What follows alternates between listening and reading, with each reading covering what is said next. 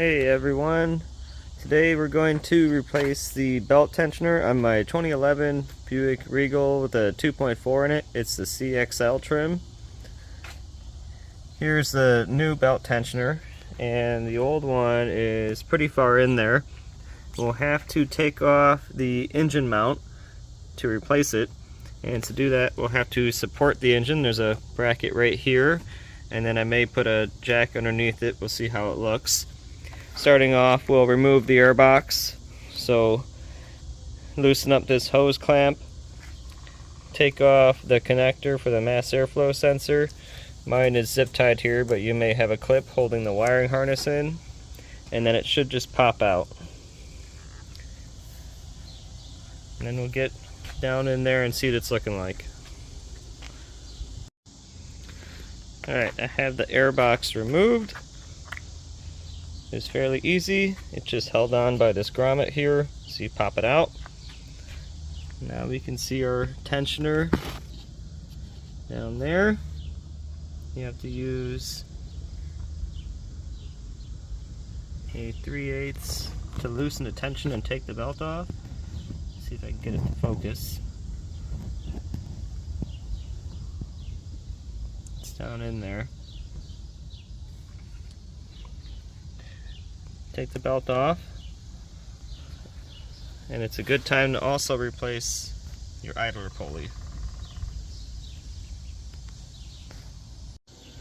I want to show you the tool that I have to loosen the tension on the tensioner and remove the belt.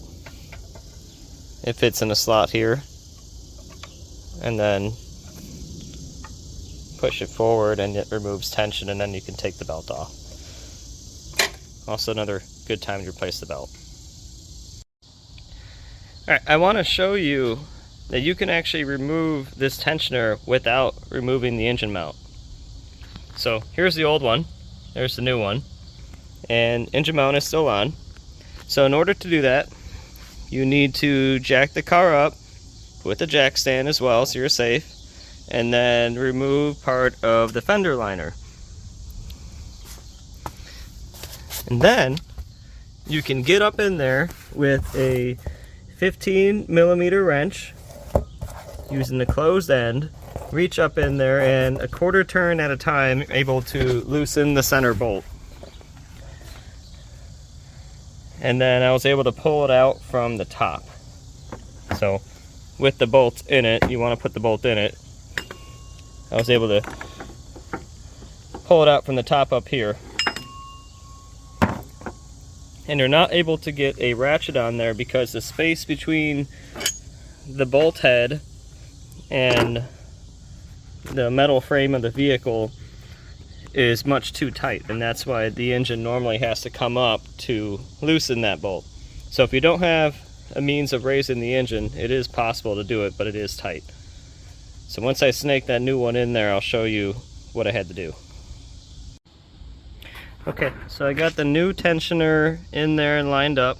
It's not easy to get the bolt in. It's a pretty tight space, but I'll show you how I got the old one out and how I'm putting the new one in.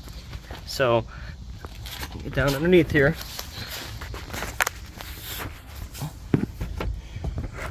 There's the new tensioner with the bolt.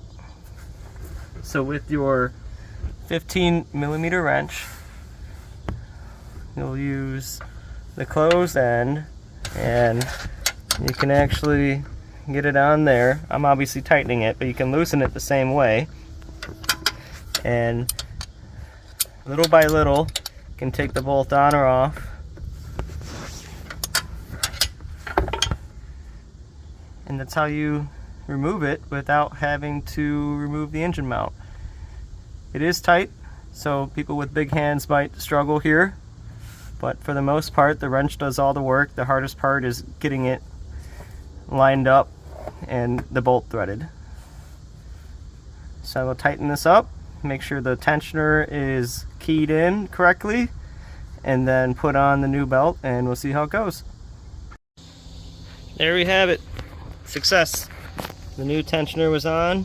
I was able to tighten it with the wrench. It's in there.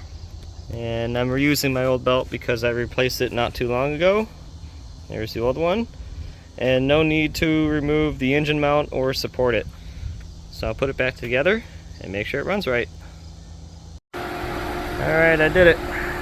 Runs good. Everything's put back together.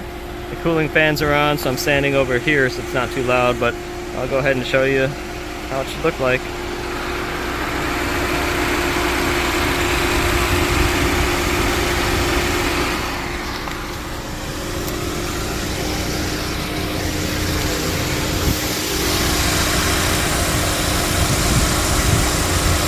Here's the new one.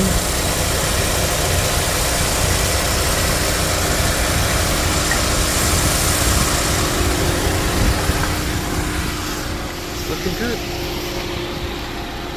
Yeah, 15mm wrench. Not too bad. Took me about an hour and a half to do all of this. So, thank you.